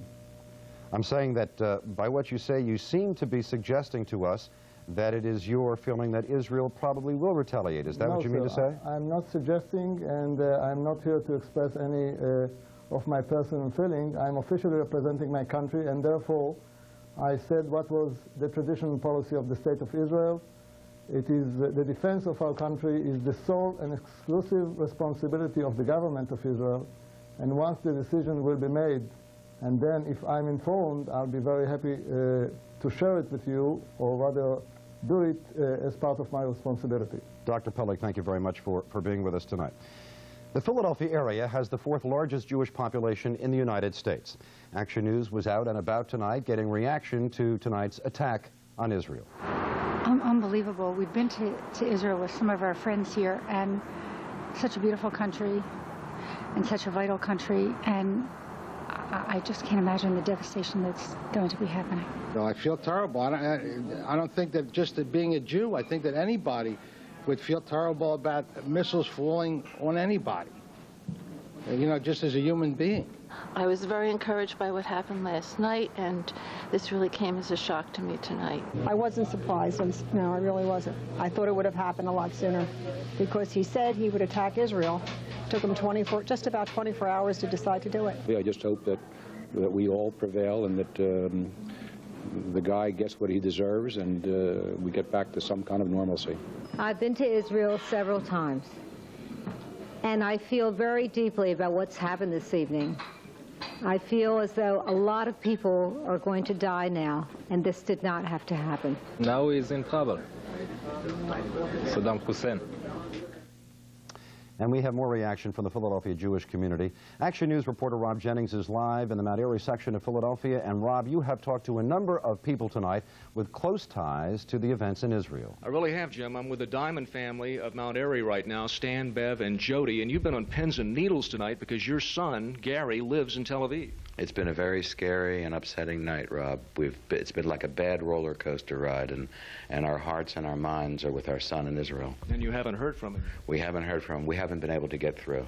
And this is just one family tonight, one family of many, Jim, that are holding their collective breaths. Ted and Bubbles Seidenberg watched the news in stunned disbelief. Saddam Hussein had fulfilled his threat to attack Israel. This is an absolute tragedy. We never expected that Israel would be attacked, especially after the news of last night. The president of the Jewish Federation of Philadelphia, his wife, and 45 others just returned from Israel last Monday. They are praying for their friends there. Charlotte Paul of Marion, whose daughter lives on the outskirts of Tel Aviv, got the telephone call she had been praying for. Lisa and her fiancé are safe after tonight's attack. They're all completely covered in their hermetically sealed rooms. Everybody's so knowledgeable. They've had so many months of preparation. We're just sitting and waiting. Well, she got good news. As I said a moment ago, the Diamonds have tried to get in touch with their son Gary in Tel Aviv. It is easier to call out of Israel than it is to call into Israel. So for now, this family continues to sit and wait and hope. Rob Jennings, live on the Action Cam in Mount Airy. Rob, thank you. Now let's switch live to Action News reporter Vernon Odom, who is in Washington, where he has been getting reaction to the attack on Israel tonight from our local lawmakers. Vernon? Jim, the Senate and House members who were briefed by the Pentagon late this afternoon were warned against the euphoria of believing that all those Scud missiles were knocked out. Then suddenly the trauma of the attack on Israel tonight and the potential fallout. Many here are hoping for Israeli restraint now. I would believe that the anger, that the rage of the Israelis is going to be difficult to contain. New Jersey Senator Frank Lautenberg was clearly shaken tonight as we watch minute-by-minute coverage of the Iraqi missile attack on Israel. Lautenberg says this is an ominous development, a Saddam ploy to pull Israel into the fray, trying to break up the Allied coalition, which includes Arab partners like Syria. It's my belief that the United States ought to say to anybody who doesn't stick with us through this thing that we're going to do it without you, but we'll not forget that you deserted us. Lautenberg says the Allied attacks on Baghdad have been designed to avoid hurting civilians, in stark contrast to Saddam's counterblow tonight. I care about Americans. I care about Israelis. I even care about Iraqis. I think that civilians drawn into this kind of thing is a tragedy. And one of the things that I believe Americans pride themselves on is their regard for life. And that's certainly contrasted with Saddam Hussein. Back live on Capitol Hill with Congressman Curt Weldon from Delaware County. Congressman, at the White House, a lot of activity tonight. What have you heard about talks with Israel? Well, Vernon, I share the outrage of President Bush at the fact that Saddam Hussein attacked innocent people in Tel Aviv. But I also share his concern that the president do all within his power to keep Israel from getting involved fully in this effort. It would totally disrupt the coalition and could cause real problems down the road. And Israel has done a fine job up until now in doing that. So we're hopeful that with President Bush's lobbying of the leadership of Israel, that they will in fact not retaliate. After the briefing you got tonight from the Pentagon, were you surprised that the Scud missiles were still able to make this kind of attack? No, not actually, because of what you said in your opening. We were warned by the Defense Secretary and by Colin Powell that they had gotten all of the permanent-based Scud missile launch sites, but they had not been able to locate all of those portable sites. We know they have about 30 left. We're trying to get those. They're our top priority, but they're able to move them in the darkness of the night, and that's what evidently happened here in the case with Israel and the attack aimed at Saudi Arabia. Thank you very much. That's Congressman Curt Weldon here in Washington tonight. Vernon Odom, Channel 6 Action News, reporting live from Capitol Hill. Jim? All right, Vernon, thank you. Tonight's missile attacks by Iraq followed a relentless 24 hours of bombing runs by wave after wave of warplanes from the multinational force against Iraq. U.S., British, Saudi, and Kuwaiti Air Force jets flew missions virtually nonstop. You saw that extraordinary video at the top of this program. Bombs rained down from the skies of military, industrial, and communications sites throughout Iraq and Kuwait. One Navy jet fighter based aboard the carrier Saratoga was shot down, its pilot killed. 2 British warplanes have been lost, along with 1 Kuwaiti aircraft. At least 1 Iraqi jet was destroyed during a dogfight. That is a cruise missile being launched from the battleship Wisconsin. This morning, meeting with advisors, President Bush said he was encouraged by the success of the operation thus far, but again expressed deep concern over the potential for casualties. At the Pentagon, Defense Secretary Dick Cheney said it was too early to claim any kind of victory and said the assault would continue unabated until Saddam Hussein withdrew from Kuwait. But in a defiant tone, possibly a forewarning of things to come. Hussein took to Iraqi television, saying his nation would prevail against what he called the Satan in the White House. Hussein was shown visiting with troops in the streets of Baghdad and greeting enthusiastic but small crowds of Iraqi citizens as well. Otherwise, Baghdad was a ghost town today, no traffic, all shops closed. Throughout the Delaware Valley tonight, people are responding to the Gulf War with demonstrations and with vigils. On the main line tonight, about 50 students staged a peace vigil on the campus of Harcum Junior College in Bryn Mawr. They also released balloons for the Allied servicemen killed in last night's raid. In Doylestown, members of the Bucks Campaign for Peace staged a candlelight vigil at the county courthouse and offered support and prayers for troops from this region. The streets of Center City, Philadelphia have been filled all day and all night with protesters attacking and supporting the U.S. military action in the Persian Gulf. John Rollins has been following the protests all day, and this is his report. We want peace! When do we want it? Now! By nightfall, the crowd of anti-war protesters had grown to an estimated 1,100. They surged for blocks along Market Street between City Hall and Independence Mall. As predicted, protests like this will continue for the immediate future. I think that the war that George Bush has initiated is unjust, and I feel that he's a criminal and he's a murderer. At one point tonight, the anti-war protesters linked up with homeless advocates at a vigil outside City Hall. Their common message, money spent on arms, should be spent domestically. Earlier, those against the war were met at City Hall by a group of about 100, led by City Councilman Franny Rafferty. Bless America! Rafferty's group, which included Vietnam veterans, support the president's commitment to Desert Storm. We want to see those men and women come home safely, but once it started, then goddamn it, let's end it. Let's win it. At times, it looked like a flashback to the 1960s as complex issues were reduced to screamed slogans. Burn this one! Take it off my back! Peace is patriotic! Peace is patriotic! Peace is patriotic!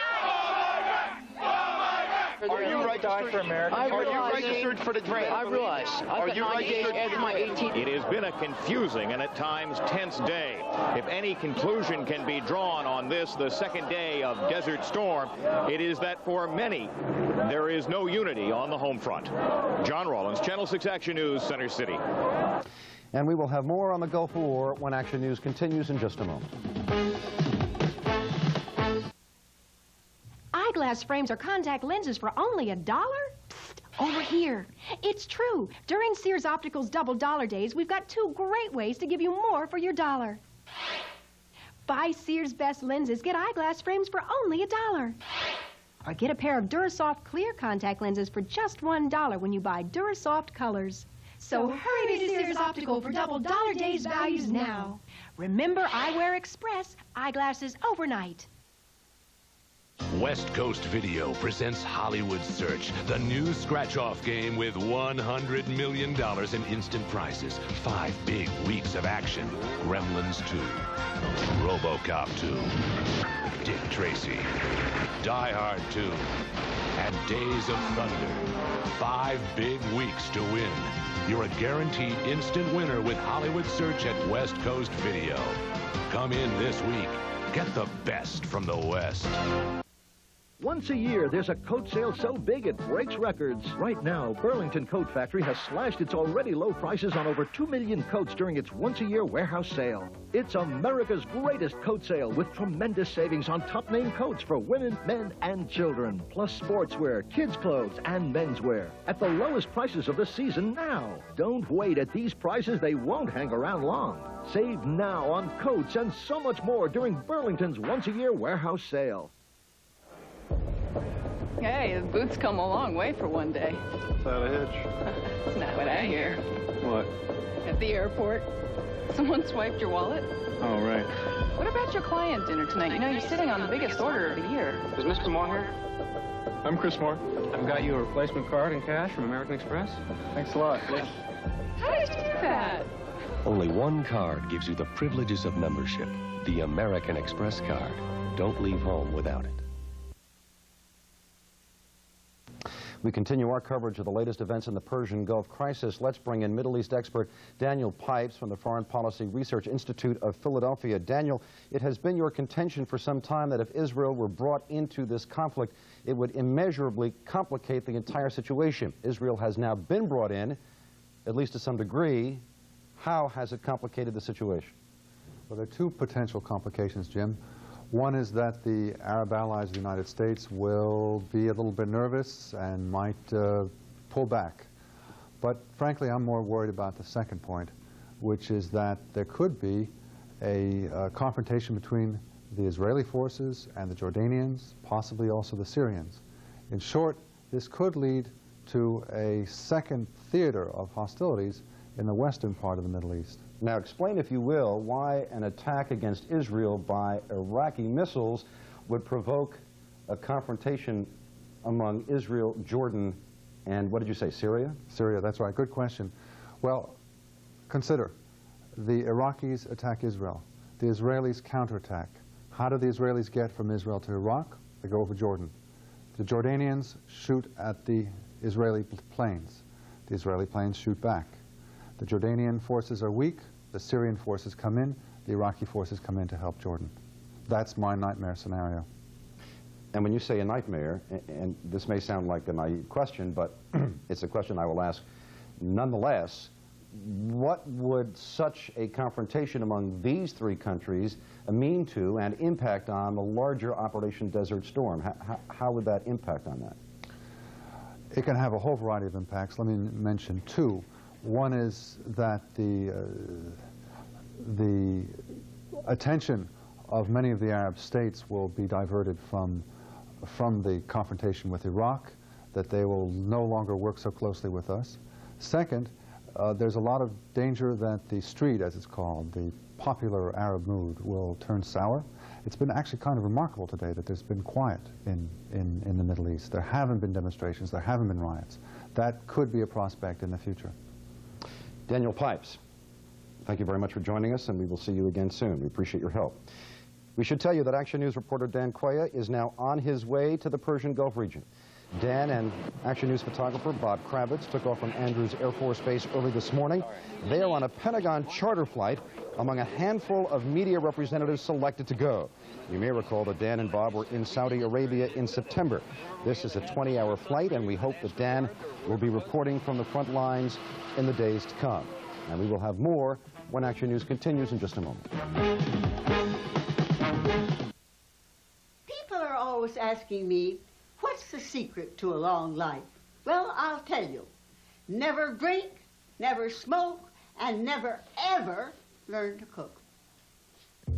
And now at Roy's, buy 2 pieces of chicken and a biscuit at the regular price, and you get another 2 pieces and a biscuit for just 50 cents. One more thing. Never wash dishes.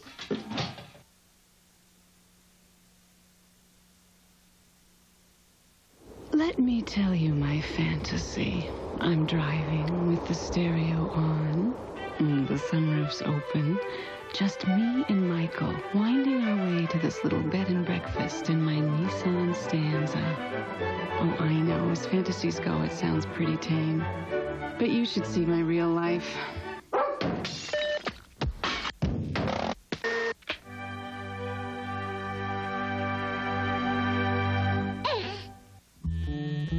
Just because you're all grown up, don't think Gerber forgot about you.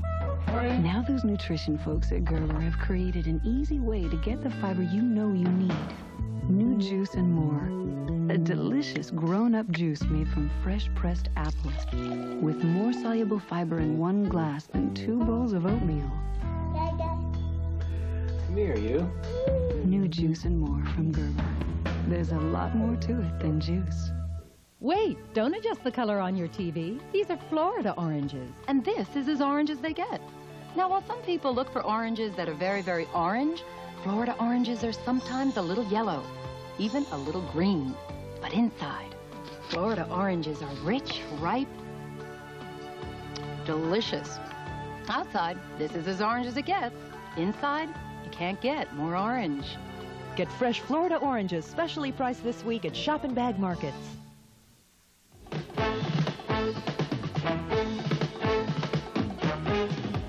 In the midst of these historic events unfolding tonight, the Flyers played a hockey game at the Spectrum. And before they played the Quebec Nordiques, it was a time for more important matters. This before tonight's game at the Spectrum.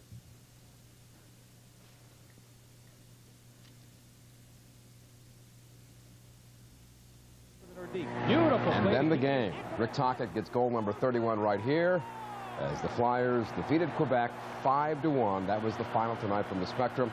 Also, college basketball, LaSalle over Loyola Baltimore. That final tonight, Jim, was 94-84.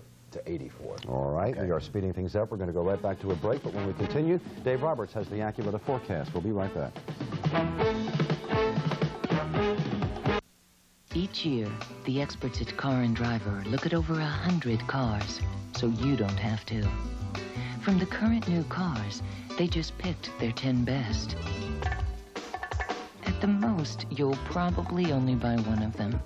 That's too bad, because 2 of the 10 best are Mercury's. Mercury Sable and Mercury Tracer LTS. All this in the quality of a Mercury. I'm a second-half quarterback. That was a stellar performance. 15 pieces of chicken or a supersized bucket of hot wings, just $9.99 each. Anytime you're ready, gentlemen. Super buckets from KFC. Come on, Dad.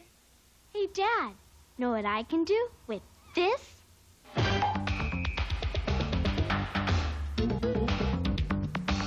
what can you do, Dad?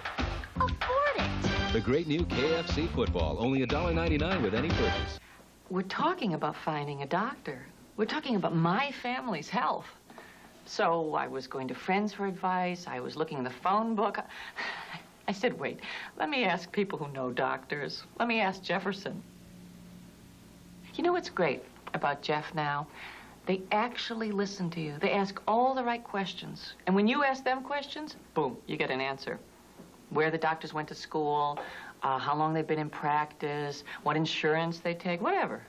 The point is, they have hundreds of doctors throughout the area, and they help you find the one that's best for you, for free. They even made my appointment. You know, I think we're very lucky. Jefferson is one of the best medical centers in the country, and it's right here. One call to Jeff Now. You got yourself a Jeff doctor. Call 1-800-JEFF-NOW, the easiest way to get a doctor from Jefferson.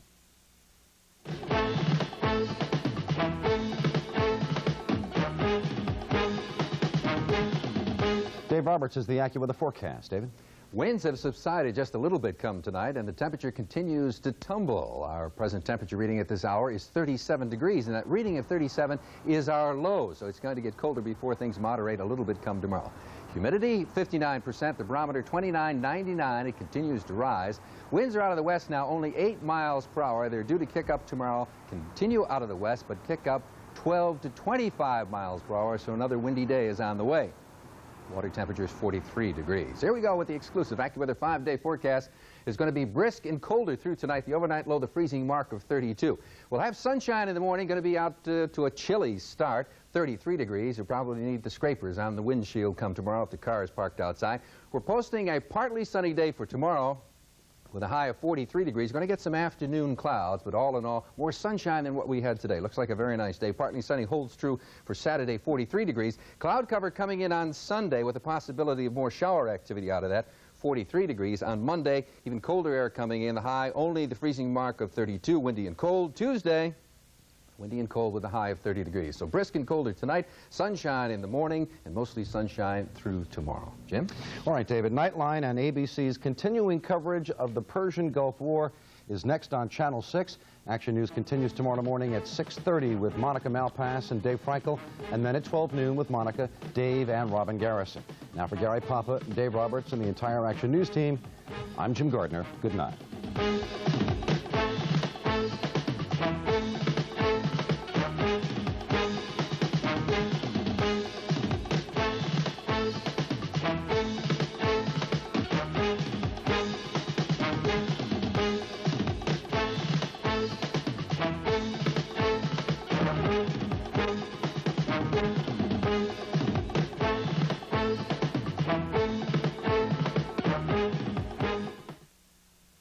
time is running out. Now is the best time to get a new Jeep Cherokee Sport, because for a limited time, this legendary vehicle is available at an incredibly low price. The Cherokee Sport 2-door is available at this incredibly low price, and the Cherokee Sport 4-door is now at this incredibly low price.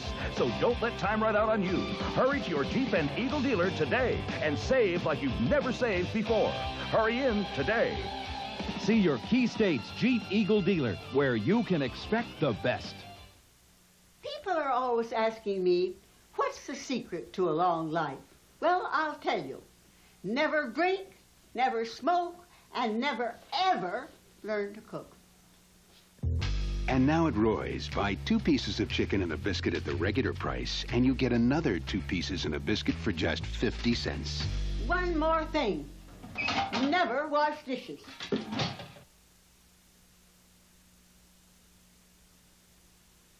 Now over here, we're gonna put that computer. You don't want it over there? I don't know. I think we should. When the moment comes to build your dreams, no card's better than Gold MasterCard. This corner's for your weight machine. With more buying power at nearly 3 times more places than American Express. This wall's for your trophies. No pressure, though. Yeah. Gold MasterCard, piece by piece, the best gold card to master the moment. Now this is a baseball. Now, more than ever, stay with Action News and ABC News.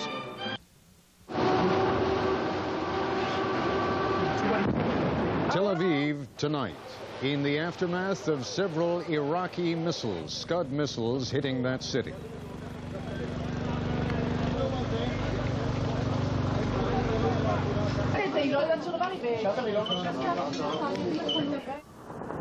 And Baghdad, last night, as one of the most intensive aerial bombardments in history took place.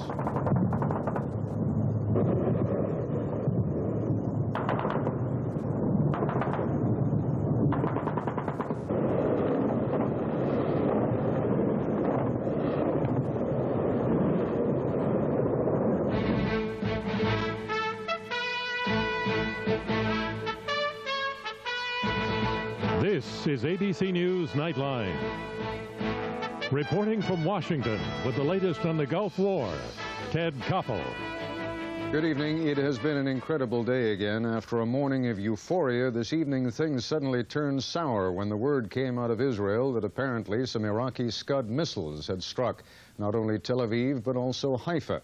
The early reports out of Israel suggest that the casualties have been miraculously low. Initial reports suggesting that perhaps there were chemical or even biological warheads on those missiles seem to have been inaccurate. We are going to try to pull together not only this evening's story, but also some of the political repercussions that may flow out of an Israeli reaction, if indeed there is one. At this hour, we do not know if the Israelis have reacted militarily. And also we will discuss what will happen throughout the region, whether or not there is a reaction. As all of this goes on, the American bombardment, the British bombardment, the Saudi bombardment, air sorties continue to flow out of eastern Saudi Arabia against Iraq and against occupied Kuwait. We're going to begin, however, by first taking a look back at what has happened this evening, beginning with what happened during World News Tonight with Peter Jennings. It is just a little more than 24 hours since the first missiles and warplanes began attacking positions inside Iraq and Kuwait. The Bush administration expresses cautious optimism about the initial effects of what is now called Operation Desert Storm, but the president has warned against taking anything for granted, and we are reminded constantly that this is the beginning of what could be a very lengthy fight with the Iraqis. Air raid sirens, you can hear them in the background. Those are air raid sirens in Jerusalem, and ABC's Dean Reynolds is there. Dean, it's yours. Peter, the air raid sirens began about 30 minutes ago. The Israelis had said that they would not sound the sirens unless they believed missiles had been launched in their direction or were about to be launched. Peter, I think we really should head inside. The sirens are starting again, and I think that's what we will do, and probably talk to you from inside the next time we chat. One report, unconfirmed, that there has been an explosion in Tel Aviv. We will do our best to confirm that just as quickly as we can. But as you heard just a couple of moments ago from ABC's Dean Reynolds, the air raid warning sirens were going in Jerusalem. Peter, if you can imagine we are in a small edit suite, about 6 of us, just about to seal the room. Everybody has their gas masks at hand as per instructions, but so far I can't confirm that any attack of any kind is underway. Dean Reynolds, can you hear me? I can hear you, Peter. I don't know if you can hear me through this contraption. Yes, I can hear you just fine, so don't worry about your ability to communicate with us at all, and we can hear your radio in the background. I gather that people throughout the country have been ordered to put their gas masks on? That's correct. And to go to a sealed room. You can hear it now. Peter, we are hearing explosions now in Tel Aviv. Radio confirms, Peter, that it was a missile attack. Well, there is a missile attack. Or actually, the way they're putting it is there is a missile attack. The Iraqi ambassador to Belgium was saying earlier today that the attack on Israel is coming, and nobody, quite frankly, paid very much attention to him at the time. He said the U.S. government is now confirming there have been 6 missile hits in Tel Aviv, number 1, and the reason they do not believe they are chemical attacks are the following reasons. Number 1, the explosions are too big for chemical warfare weapons, so they believe they were just a conventional high-explosive warhead. Number 2, there has been no indication of anyone coming down with the normal symptoms that a chemical attack would indicate. Saddam Hussein is one of the leaders of the last decade who signaled us every time publicly exactly what he was going to do, and when he does it, we tend to be surprised because it's all so outrageous. 2 of them were directed at Haifa, and they hit that target. 2 of them hit Tel Aviv. Haifa is, of course, north of Tel Aviv. 1 of them fell between Haifa and Tel Aviv, and 1 to the south of Tel Aviv. So they sort of worked their way down the coast from Haifa to the north, 1 between Haifa and Tel Aviv, 2 on Tel Aviv, and 1 south of Tel Aviv. And there may have been as many as 20 nerve gas victims taken to a Tel Aviv area hospital this morning. The Israelis have informed the U.S. that at least some of the Iraqi missiles that landed in Israel were in fact nerve gas. I'm sorry, say that once more. So the Israelis have informed the U.S., according to my military sources, that at least some of the missiles that landed in Israel were of the nerve gas variety. Secretary Baker is touching base with the key Arab coalition partners, in addition to the Israelis, of course, and making sure that they are willing to live by the agreements that they made when he was in the region just a week ago. And those agreements were that if Israel was attacked and then responded, that the Arab partners would stick with the U.S. and not pull out of the coalition. The Israeli Army spokesman is categorically denying that chemical weapons were used. He says that in fact what has hit the Tel Aviv and Haifa and coastal area, each one amounted to equal to a small bomb, and there's no mention of unconventional weaponry. The Israeli government supporting America's political aims and complying with the United States government requests, decided to refrain from a preemptive attack on those launching pads, on those missile launchers from which we were threatened. We knew that this was a calculated risk. The State of Israel has paid the dearest price of any of the countries in the Middle East which have faced Iraqi aggression, except Kuwait itself. And that was the Israeli ambassador to Washington earlier in Washington this evening. As you can see, it has been an up again, down again kind of evening. The first part of the evening filled with uncertainty and just the horror of not knowing what was going on in Israel. As the evening has progressed, it appears that the damage was mercifully small in Israel and that the number of casualties has been mercifully small. Indeed, by all accounts, it appears that no one was killed in the attack by those Iraqi Scud missiles against the State of Israel. Joining us now live from Jerusalem is the Deputy Foreign Minister of the State of Israel, Benjamin Netanyahu. Mr. Netanyahu, I realize that there are going to be limitations on what you can say and what you will say, but to the degree that you can give us some kind of assessment of the damage in Israel, most particularly with regard to human life, I wish you would. Well, I think your description, Ted, is correct. This was a criminally designed attack. Criminal because it was aimed at our populated coastal plain where 80% of our population live, cities, no military installations. The missiles hit. I'm not going to give the exact coordinates because the last thing I want to do is hope Saddam Hussein improve his aim. But he has targeted neighborhoods, people, places where not only civilians but elderly people live, families with babies and so on. Happily, at this moment, I don't think we have any loss of life, but not because he hasn't tried, and he may still try again. Do you have any reason to believe, and I know you can't look into Saddam's mind any better than we can, but do you have any reason to believe that these missiles were in effect sent into Israel as a means of sort of gauging the range, and that there is still a likely possibility that more missiles will be coming and that those, in fact, could hold either chemical or biological warheads? So far, he hasn't used chemical or biological weapons. But Dick Cheney said at the early stage of this conflict, before the military confrontation took place, he said, Saddam Hussein has never had a weapon that he hasn't used. And we definitely think that he may very well, if given the opportunity, if he feels that he can get away with it, he'll do it.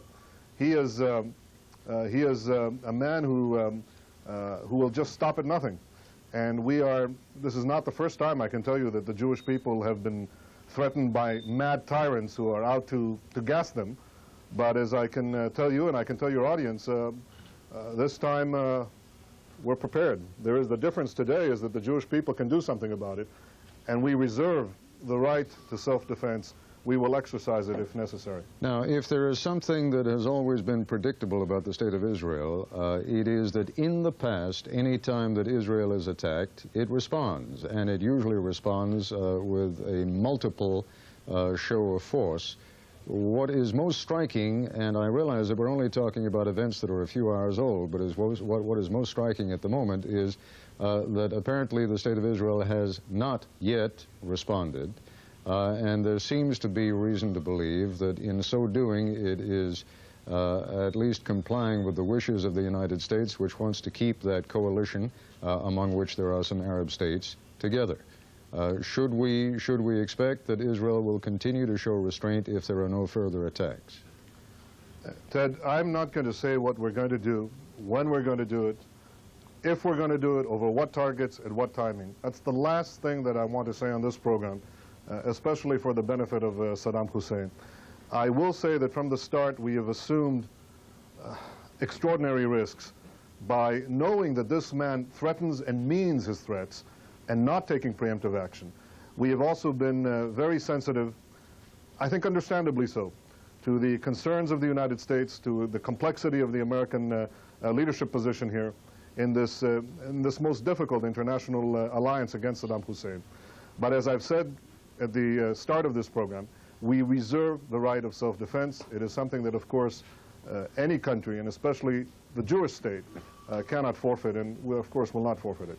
I'm sure Israel always has excellent intelligence. That, first of all, I'm sure you have some reports from the United States and from your colleagues over there, and also independent reports.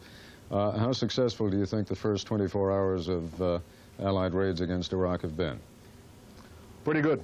Pretty good, and I'm still very impressed with the results, even though, of course, some things have gotten through. But it's clear that there are many possibilities still left over. We said repeatedly over the last 24 hours that this is perhaps the end of the beginning, to borrow Churchill's phrase, but that he still had the capacity to launch attacks against us, and presumably not against us alone. That assessment has been proven correct by the firing of these missiles, and we cannot say that he has been eliminated as or his other capacity has been eliminated. I would say that as long as Saddam Hussein has any way, any capacity to fire weapons in our directions, we have to expect that he might use them. You'll have to forgive me. My mind is not what it sometimes is, and I've forgotten the name of what those anti-missile missiles are, but I know when I was in Israel just the other day, there was a shipment, a C-5A from the United States that delivered some Patriot missiles. The Patriot missiles, thanks very much.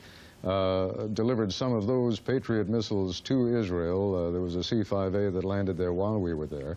Is it that you haven't used them, that they didn't work, or that you don't yet have them in place? What's the story there? How did those Scuds get through? Well, you know that there is very little conventional up-to-date technology to stop missiles. The Patriots is the most advanced. It's being assimilated now into our defense system. But I don't think that we should discuss, not even on Nightline, the nature of our defenses and the nature of our responses. That is something that will become evident as time goes on. All right, Minister Netanyahu, it was good of you to come in, especially after such a night, and I thank you very much for joining us. ABC's Bob Zelnick, our Pentagon correspondent, is standing by now at the Pentagon. Bob, has there been another backgrounder briefing? What do you have? We have some diplomatic and military source information, Ted. First of all, let me go to how you opened the program by saying there was no knowledge as to whether the Israelis had in fact, or were in fact, in the process of responding to tonight's events. My information is that at the current time, there is no Israeli action underway, nor has there been one up until now. Number two, it was a night of great confusion. I have confirmed at one point the report did reach the Israeli embassy in Washington that one of the missiles had been, in fact, chemical or nerve gas, and